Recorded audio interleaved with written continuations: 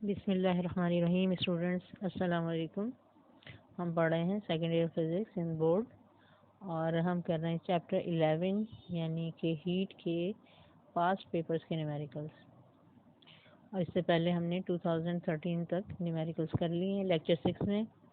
और अगर आपने प्रीवियस लेक्चर्स नहीं देखे हैं तो आप पहले प्रीवियस लेक्चर्स इसके देख लें, क्योंकि उसमें काफ़ी न्यूमेरिकल्स की डिटेल जो है मैंने बता दी। और इस लेक्चर में लेक्चर नंबर 7 में हम करेंगे 2014 से लेके 2019 तक के न्यूमेरिकल्स। और नेक्स्ट लेक्चर में इंशाल्लाह हम चैप्टर 12 के न्यूमेरिकल्स यानी पास्ट पेपर्स के न्यूमेरिकल्स स्टार्ट करेंगे। इस 2014 का न्यूमेरिकल है हमारे पास calculate root mean square speed. और रूट मीन स्क्वायर स्पीड क्या होती है? रूट मीन स्क्वायर वेलोसिटी, जिसको हम किस तरह से लिखते हैं? VRMS। ये होती है रूट मीन स्क्वायर वेलोसिटी। और इसके 3 जो है डिफरेंट फार्मूले होते हैं। और यहाँ पे हम जो है देखेंगे कि हम कौन सा फार्मूला यूज़ कर रहे हैं। तो इसमें आपको कैलकुलेट करनी है root mean square speed of oxygen molecule at 800 kelvin. ठीक है, टेम्परेचर गिवन है 800 kelvin. Its molar mass is यानी मॉलिक्यूलर मास इसका है 32 gram and universal gas constant R is equal to 8.31 joule per mole kelvin. तो यहाँ पे देखें, आपको ऑक्सीजन मॉलिक्यूल की root mean square velocity calculate करनी है। और इसके 3 फार्मूले होते हैं। देखें, एक फार्मूला होता है हमारे पास, ठीक है, VRMS का। VRMS ठीक है is equal to √3 P pressure होता है, रो होती है डेंसिटी। ठीक है, एक ये फार्मूला होता है। तो अगर हमें प्रेशर गिवन है और डेंसिटी गिवन है तो हम ये फार्मूला यूज़ करते हैं VRMS का। ठीक है, उसके बाद हमारे पास ठीक है सेकंड हमारे पास फार्मूला होता है, ठीक है, VRMS का 3 ठीक है kT/m। ठीक है, कि आपका बोल्ट्जमैन कांस्टेंट है और इसकी वैल्यू आपको गिवन होती है 1.38 एक्सपोनेंट -23 जूल पर केल्विन। ठीक है, और टी यहाँ पर, ठीक है, यहाँ टी टेम्परेचर है किसमें? ठीक है, केल्विन में। और एम जो है इसका, ठीक है, मास है। ठीक है, तीसरा हमारे पास फॉर्मूला होता है,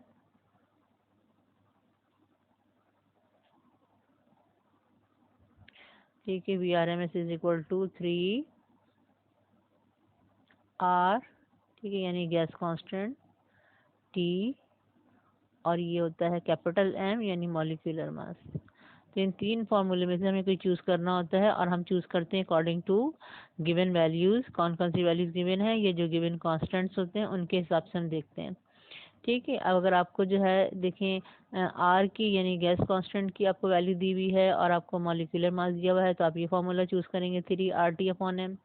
और अगर आपको के की वैल्यू दी हुई है बोल्ट्जमैन कांस्टेंट और एम मास दिया हुआ है स्मॉल m, तो आप 3kT/m का फार्मूला चूज़ करेंगे। और अगर आपको प्रेशर दिया हुआ है और डेंसिटी तो फिर आप 3P/ρ का फार्मूला चूज़ करेंगे। ठीक है, तो इस तरह से हम इसको देख लेते हैं कि हमें अकॉर्डिंग टू वैल्यूज़ कौन सा फार्मूला चूज़ करना है। तो यहाँ पे हमें कौन सा फार्मूला लेना होगा? हमें R गिवन है, तो हम R का फार्मूला लेंगे √3RT/M। ठीक है, अब ये जो आपको मास दिया हुआ है मोलर मास, ठीक है, ये आपका कैपिटल M है। ठीक है, मॉलिक्यूलर मास 32 ग्राम और टेम्परेचर आपका 800 केल्विन। पहले से केल्विन में है, हमें चेंज करने की ज़रूरत नहीं है।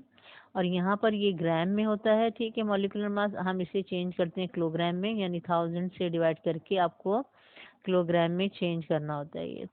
ठीक है, और आपको क्या कैलकुलेट करना है? VRMS। आर की वैल्यू गिवन है, हमने लिख ली 8.31 जूल पर मोल केल्विन, और VRMS आपको कैलकुलेट करना है। अब यहाँ पे देखें कि मैं आपको बताती हूँ कि आपको ये जो फॉर्मूले होते हैं इसमें, ठीक है, एम और एम में कंफ्यूजन आपको हो सकती है। ठीक है, पी तो आपका प्रेशर होगा ये। ठीक है, प्रेशर किस में होगा? न्यूटन पर मीटर स्क्वायर।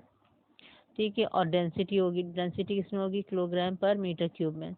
लेकिन अब 3RT/m, ठीक है, जो कैपिटल M, और 3kT/m ये जो स्मॉल m है, इसमें हम वैल्यू जो है क्या लेंगे, ठीक है। इसको आप ये देख लें कि अगर हाइड्रोजन मॉलिक्यूल है तो इसका मतलब है ये क्या है, H2 है ये, तो इसका जो मॉलिक्यूलर मास होगा वो 2 ग्राम होगा ये, ठीक है। और इसे आप जब किलोग्राम में चेंज करेंगे तो ये होगा 0.002 यानी 1000 से डिवाइड किया। तो अगर आप जो है हाइड्रोजन मॉलिक्यूल का आपके पास क्वेश्चन आता है VRMS का, और आपको ऐसा कांस्टेंट दिए हुए हैं जिसमें आपको कैपिटल M की समझने की वैल्यू चाहिए, यानी कि आपको फर्ज करें 3RT/m फार्मूला यूज़ करना है, तो आप M जो है, ठीक है, M ज़रूरी नहीं कि गिवन हो, ठीक है, ये आपको पता भी होना चाहिए, ठीक है। सारे कॉमन से चीज़ें हैं, हाइड्रोजन, ऑक्सीजन, नाइट्रोजन, तो ये आपको इसका मॉलिक्यूलर मास पता भी होना चाहिए।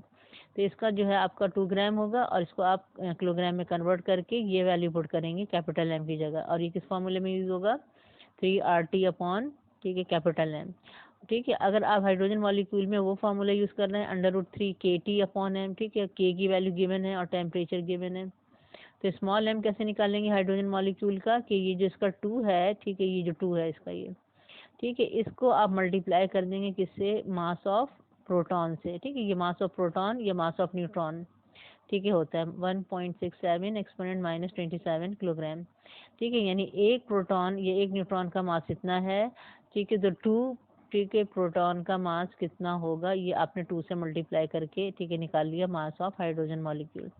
इसी तरह से ऑक्सीजन मॉलिक्यूल का, ठीक है, क्या होता है मॉलिक्यूलर मास 32 ग्राम, ठीक है। अगर आप कैपिटल M वाला फार्मूला यूज़ कर रहे हैं यानी √3RT/m, तो आप इसको किलोग्राम में चेंज कर लेंगे 0.032 किलोग्राम, और ये वैल्यू पुट करेंगे।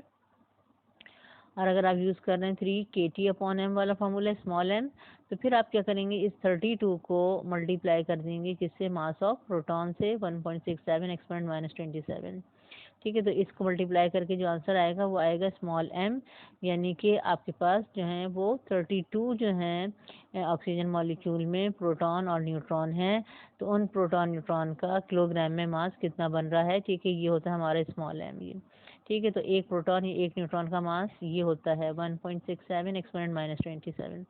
इस तरह नाइट्रोजन मॉलिक्यूल में देखिए मॉलिक्यूलर मास क्या है 28 ग्राम, तो अगर आप ये फॉर्मूला यूज़ कर रहे हैं √3RT/m, तो आप इसको, ठीक है, 1000 से डिवाइड करके ये लिखेंगे 0.0, ठीक है, 28 किलोग्राम।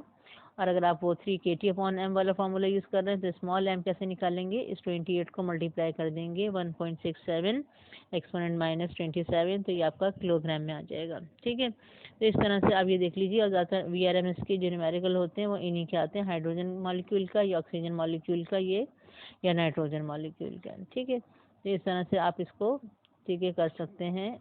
अब हम देख लेते हैं हमने क्या बनाया था, ठीक है, हमारे डाटा बन गया था। अब हम फार्मूला यूज़ करेंगे अकॉर्डिंग टू, ठीक है, डाटा हमारे पास R गिवन है, तो हम R का फार्मूला यूज़ करेंगे, यानी √3RT/m कैपिटल M। तो ये रूट मीन स्क्वायर वेलोसिटी अब हम देख लेते हैं, ठीक है, ये मैंने आपको, ठीक है, एक्सप्लेन किया, ये आपको नहीं लिखना है न्यूमेरिकल में।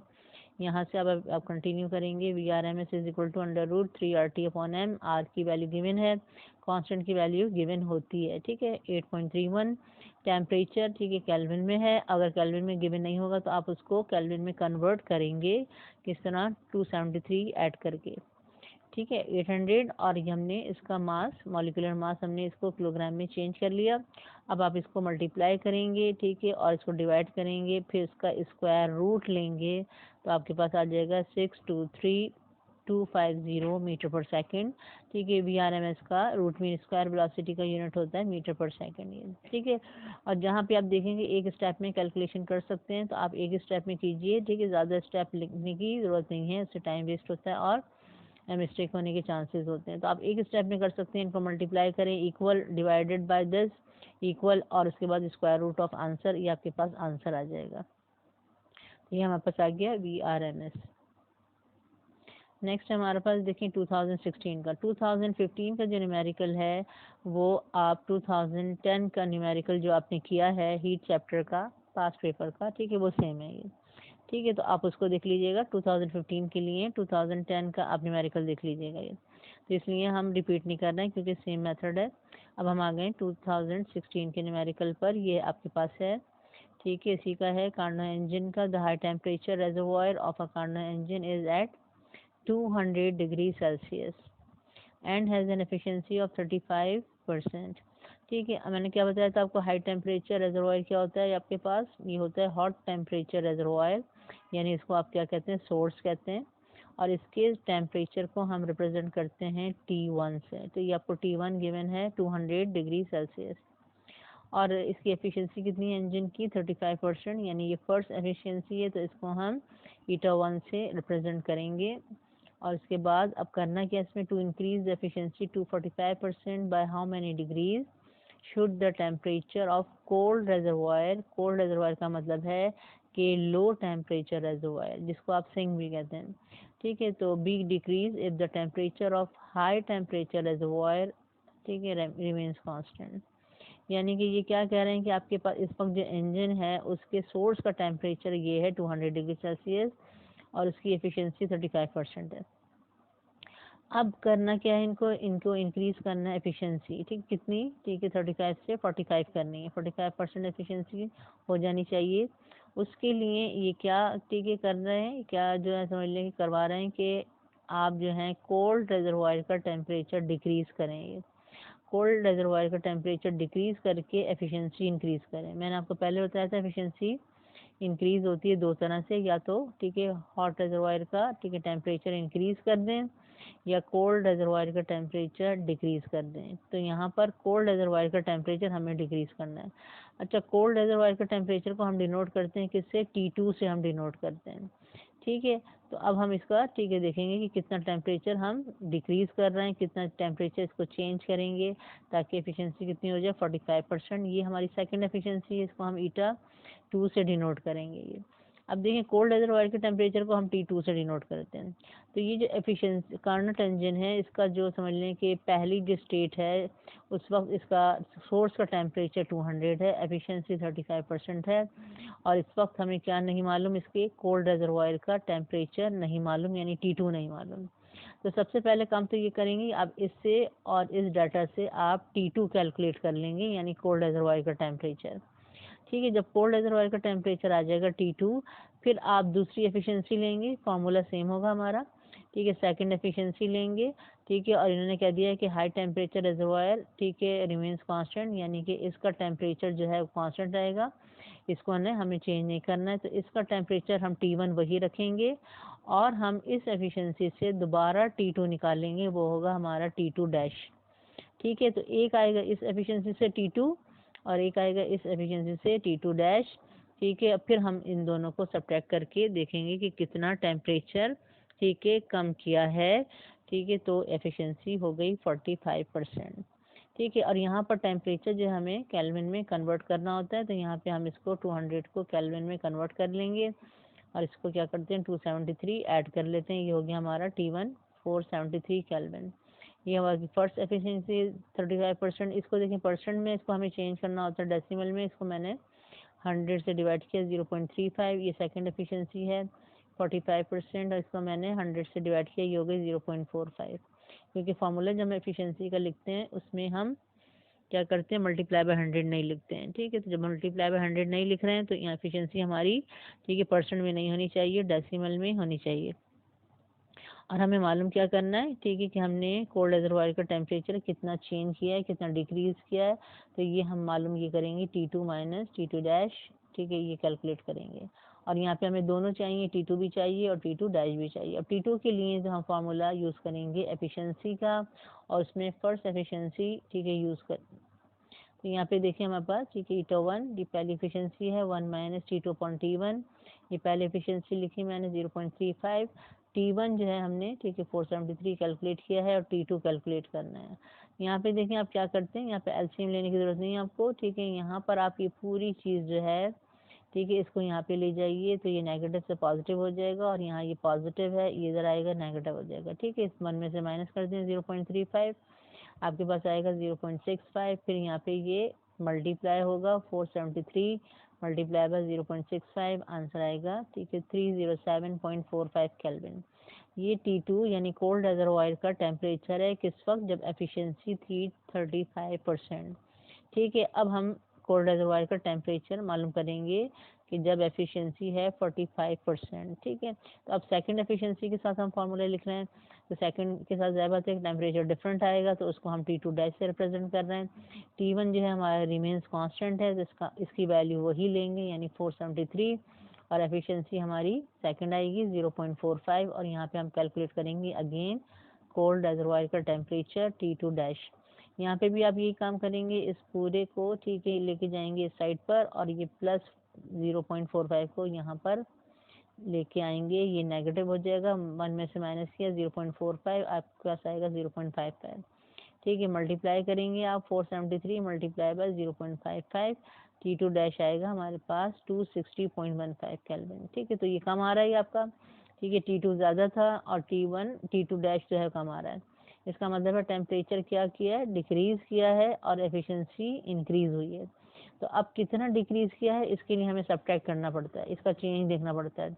तो हम जो है ज़्यादा के ग्रेटर वैल्यू में से ठीक है स्मॉलर वैल्यू सब्ट्रैक्ट करेंगे, T2 माइनस T2 डैश। तो इसमें से मैंने माइनस किया और आपके पास आंसर आया 47.3 केल्विन। यानी कोल्ड रेजर्वायर का टेम्परेचर कितना डिक्रीज करना चाहिए, 47.3 केल्विन। ठीक है, टू इंक्रीज द एफिशिएंसी। उसके बाद 2017 का हमारे पास न्यूमेरिकल है, calculate the temperature at which the root mean square speed ठीक है VRMS of hydrogen molecule is 3300 meter per second. ठीक है, VRMS की वैल्यू दी हुई आपको। Give your answer in degree Celsius, यानी आपको टेम्परेचर कैलकुलेट करना है। तो टेम्परेचर आपका आएगा केल्विन में, लेकिन उसके बाद आप कैलकुलेट करने के बाद आप एंड में उसको सेल्सियस में कन्वर्ट कर लेंगे। ठीक है, यहाँ पे दिया हुआ है mass of hydrogen molecule 3.32 exponent -27 और ये है आपका स्मॉल m। ठीक है, आपको यहाँ पे देखें किस तरह से दिया हुआ है। देखिए मैंने आपको क्या बताया था हाइड्रोजन मॉलिक्यूल के लिए, मैंने अभी आपको बताया था प्रीवियस न्यूमेरिकल में कि आपको ठीक है अगर आपके पास 3RT/m वाला फार्मूला है तो हाइड्रोजन मॉलिक्यूल का कैपिटल M कितना होगा 0.002 किलोग्राम। और अगर आप 3kT/m का फॉर्मूला यूज़ करेंगे तो वो होगा स्मॉल m। और स्मॉल m कैसे निकालेंगे हाइड्रोजन मॉलिक्यूल का, 2 मल्टीप्लाई बाय 1.67 एक्सपोनेंट -27। ठीक है, तो ये जो है 2 मल्टीप्लाई बाय 1.67 से आएगा आपके पास। ठीक है, अगर आपको गिवन नहीं भी है मास ऑफ हाइड्रोजन मॉलिक्यूल तो आप 2 को मल्टीप्लाई कर दें 1.67 ठीक है एक्सपोनेंट -27 से, तो आपके पास आ जाएगा। उसके बाद देखिए VRMS आपको गिवन है 3300 मीटर पर सेकेंड, मास आपको गिवन है तो आपको कैलकुलेट करने की ज़रूरत नहीं है, 3.32 एक्सपोनेंट -27 किलोग्राम। और टेम्परेचर कैलकुलेट करना है। अब यहाँ पे क्योंकि देखें स्मॉल m गिवन है, ये स्मॉल m, तो आप वो फार्मूला यूज़ करेंगे जिसमें स्मॉल m आता है ये। ठीक है, तो यहाँ पे स्मॉल m देखें टेम्परेचर तो दोनों में आता है। ठीक है, RT वाले में भी आता है KT वाले में भी, लेकिन यहाँ इसके साथ जो है स्मॉल m के साथ जो है आपका कौन सा फार्मूला होगा 3kT/m। ठीक है, और यहाँ पे आपको k की वैल्यू गिवन भी होगी। ठीक है, k की वैल्यू आपको गिवन होगी 1.38 एक्सपोनेंट -23 जूल पर केल्विन। तो हम फिर ये फार्मूला यूज़ करेंगे रूट मीन स्क्वायर वेलोसिटी का, VRMS is equal to √3kT/m। ठीक है, k गिवन है, VRMS गिवन है और m गिवन है। टेम्परेचर आपको कैलकुलेट करना है, अब सारी वैल्यूज पुट कर लें। ठीक है, VRMS 3, k की वैल्यू, T हमें कैलकुलेट करना है और ये है हमारे पास मास ऑफ हाइड्रोजन मॉलिक्यूल। अब इधर बात है कि T इसके अंदर है, स्क्वायर रूट के अंदर मुझे स्क्वायर रूट रिमूव करना है, तो दोनों साइड का मैं क्या करूँगी स्क्वायर ले लूँगी और यहाँ पर इससे स्क्वायर और स्क्वायर रूट कैंसिल हो जाएगा। ठीक है, और यहाँ पे मैंने 3 को इससे मल्टीप्लाई कर लिया तो मेरे पास आ गया 4.14 एक्सपोनेंट -23। ठीक है, अब मैं यहाँ पर देखें किस तरह करेंगे हम, यहाँ पे मैंने अभी स्क्वायर नहीं लिया है। ठीक है, अब स्क्वायर रूट रिमूव हो गया है। अब मुझे ठीक है डायरेक्ट करने के लिए मैं इसको यहाँ पे ले जाऊँगी। ठीक है, 3.32 एक्सपोनेंट -27 और ये चीज़ जो है ये मल्टीप्लाई हो रही है, यहाँ पे जाके डिनोमिनेटर में आएगी 4.14 एक्सपोनेंट -23। तो अब आप एक स्टेप में इसको कैलकुलेट कर सकते हैं। ठीक है, अब इसकी स्क्वायरिंग करें। ठीक है, मल्टीप्लाई बाय दिस नंबर करें इक्वल और उसके बाद डिवाइडेड बाय दिस नंबर करें, आपके पास ठीक है आंसर आ जाएगा एक ही स्टेप में 873.3 और ये टेम्परेचर आ रहा है आपका केल्विन में। ठीक है, ये टेम्परेचर केल्विन में है, आपको सेल्सियस में चेंज करना है। तो अब आप उल्टा काम करेंगे। देखें जब सेल्सियस में होता है टेम्परेचर और आप केल्विन में कन्वर्ट करते हैं तो आप क्या करते हैं +273। ठीक है, अब केल्विन में है और सेल्सियस में चेंज करना है तो आप क्या करेंगे रिवर्स कर लेंगे, यानी -273 करेंगे।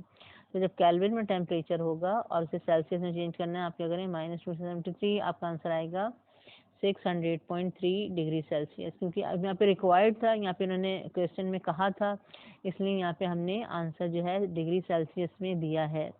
ठीक है, अगर क्वेश्चन में ये रिक्वायर्ड नहीं होता तो आपका फिर यही आंसर होता 873.3 केल्विन। ये हमने टेम्परेचर कैलकुलेट कर लिया। नेक्स्ट है 2018 का, a system absorb 1147 joules of heat, loses 233 joules of heat by conduction to the surroundings and delivers 614 joule of work. Calculate the change in the internal energy of the system. अब यहाँ पे देखिए कि जो system है वो जो absorb कर रहा है हीट, ठीक है, वो है आपकी 1147। ये होती है हमारे पास, जो सिस्टम एब्जॉर्ब करता है वो हीट होती है Q1, और जो रिजेक्ट करता है, ठीक है, वो होती है हमारे पास Q2। ठीक है, तो इन्होंने अब ये इस तरह से अलग अलग करके दी है कि एब्जॉर्ब इसने इतनी की है जूल और रिजेक्ट की है 233 जूल, यानी ये Q2 है ये। ठीक है, ये Q1 है, ये Q2 है। और फिर ठीक है, वर्क कितना किया है सिस्टम ने, 614 जूल ऑफ वर्क। हमें कैलकुलेट करना है change in the internal energy of the system. ठीक है, तो यहाँ पर वर्क आपको डेल डब्ल्यू से हम रिप्रेजेंट कर रहे हैं, क्योंकि हम इस तरह से लिखते हैं अपनी इक्वेशन में, और यहाँ पे Q2 गिवन है, हमें चेंज इन इंटरनल एनर्जी यानी डेल यू आपको कैलकुलेट करना है। तो यहाँ पे देखिए कि आपको पहले डेल्टा क्यू कैलकुलेट करना पड़ेगा, क्योंकि सिस्टम ने अगर एब्जॉर्ब की है हीट और फिर उसमें से लूज कर दी है, तो अब सिस्टम के अंदर कितनी हीट रह गई है जो कि वो उसको, ठीक है, यूज़ करेगा, ठीक है, समझ लें कि आगे वर्क करने के लिए, तो वो हम देखेंगे। तो यहाँ पर इसने, ठीक है, कितनी सिस्टम के अंदर हीट है, इसके लिए मैंने क्या किया, Q1 में से Q2 माइनस किया।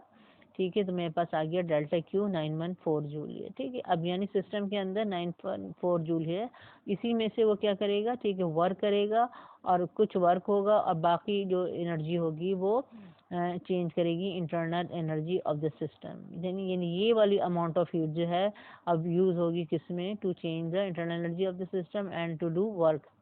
अब हम बस फर्स्ट लॉ ऑफ थर्मोडायनेमिक्स के अकॉर्डिंग हमारे पास इक्वेशन होती है, ठीक है, ये heat given to the system, ठीक है, is equal to change in internal energy plus work done by the system. ठीक है, ये इक्वेशन हमने लिखी है, यहाँ पे हमने, ठीक है, हीट कैलकुलेट कर ली थी, ठीक है, वर्क हमें गिवन था, यहाँ वैल्यूज मैंने पुट कर दी, यहाँ पे जाके सब्ट्रैक्ट करेंगे, आपके पास आ जाएगा चेंज इन इंटरनल एनर्जी। ठीक है, और यहाँ पे देखें पॉजिटिव, इसका मतलब है इंटरनल एनर्जी इंक्रीज हुई है बाय गिविंग हीट। ये आंसर आ रहा है आपका 300 joule. Change in internal energy is equal to 300 joule. 2019 का हमारे पास न्यूमेरिकल है, find the change in volume of an aluminium sphere of 0.4 meter radius when it is heated from 0 degree Celsius to 100 degree Celsius. Alpha यानी coefficient of linear expansion is equal to 24 exponent minus 6 per degree Celsius. आपको calculate करना है, एक आपके पास क्या है, एक sphere है ये। ठीक है, एक स्फीयर है एल्युमिनियम का, और इसका आपको रेडियस गिवन है, यानी कि ये आपको गिवन है रेडियस।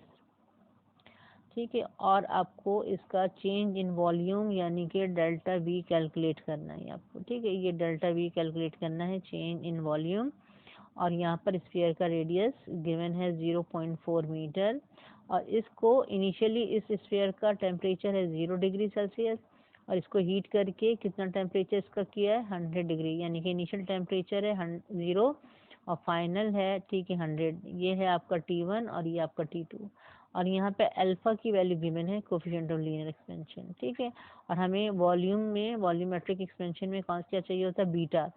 ठीक है, तो हमें यहाँ पे अल्फा से बीटा कैलकुलेट करना पड़ेगा। ठीक है, और बीटा क्या और अल्फा का रिलेशन होता है, beta is equal to 3 alpha, beta is 3 times alpha. यहाँ पे आप देखिए मैंने डाटा बनाया है, ठीक है, r is equal to 0.4 meter, इसका यूनिट सही है, ठीक, कन्वर्जन की जरूरत नहीं है। T1 हमारे पास 0 डिग्री और T2 हमारे पास है 100 डिग्री सेल्सियस। यहाँ पे हम डेल्टा T यानी चेंज इन टेम्परेचर कैलकुलेट कर लेंगे, T2 minus T1, 100 minus 0, 100 degree Celsius. और जब हम डेल्टा T कैलकुलेट कर रहे होते हैं तो हमें फिर यहाँ पर ज़रूरी नहीं है कि यहाँ पे हम इसे केल्विन में कन्वर्ट करें। तो यहाँ पे मैंने देखें 273 में ऐड नहीं किया, 273 मैंने अगर ऐड करती तब भी मेरे पास ये 100 आंसर आता, और 273 ऐड नहीं किया, डायरेक्ट सब्ट्रैक्ट किया तब भी मेरे पास क्या आया, 100 आंसर आया। तो इसलिए हम यहाँ पे लिख लेते हैं 100 degree Celsius is equal to 100 kelvin, यानी केल्विन में भी आपके पास डेल्टा टी कितना आएगा, 100 आएगा। ठीक है, अब जहाँ पे मुझे पता है फॉर्मूले में कि मुझे डेल्टा टी चाहिए, वहाँ पर मैं क्या करूँगी, ठीक है, कि कन्वर्जन की ज़रूरत नहीं होगी, आप दिल चाहे तो कर लें और दिल चाहे तो ना करेंगे। अब यहाँ पे देखें कि आगे हम जो अल्फ़ा हमें गिवन है उससे हम बीटा भी डाटा में ही निकाल लेंगे। ठीक है, beta is equal to 3 alpha, तो 3 मल्टीप्लाई बाय अल्फ़ा, और यहाँ पे आपका बीटा आ गया coefficient of volumetric expansion 72 exponent -6 पर डिग्री सेल्सियस, बीटा का यूनिट भी यही होता है पर डिग्री सेल्सियस। ठीक है, और पर केल्विन में भी यही वैल्यू होगी है। ठीक, अब यहाँ पे फॉर्मूला हमारा जो आएगा, ठीक है, वो आएगा आपके पास जिसमें V1 होता है, यानी कि फॉर्मूला देखिए हमारे पास क्या होता है, फॉर्मूला ये होता है हमारा चेंज इन वॉल्यूम का। ठीक है, बीटा, ठीक है, V1 initial volume of the sphere, और ये change in temperature delta T है। ठीक है, तो अब हमें क्या चाहिए, बीटा चाहिए था, बीटा हमने कैलकुलेट कर लिया, डेल्टा टी चाहिए था, डेल्टा टी हमने कैलकुलेट कर लिया। अब हमें V1 चाहिए initial volume of the sphere. ठीक है, उसके लिए अब हम यहाँ पर पहले इसको कैलकुलेट कर रहे हैं। Initial volume of the sphere का फॉर्मूला होता है, वॉल्यूम ऑफ द स्फीयर का फॉर्मूला होता है 4/3 pi R cube, R is radius.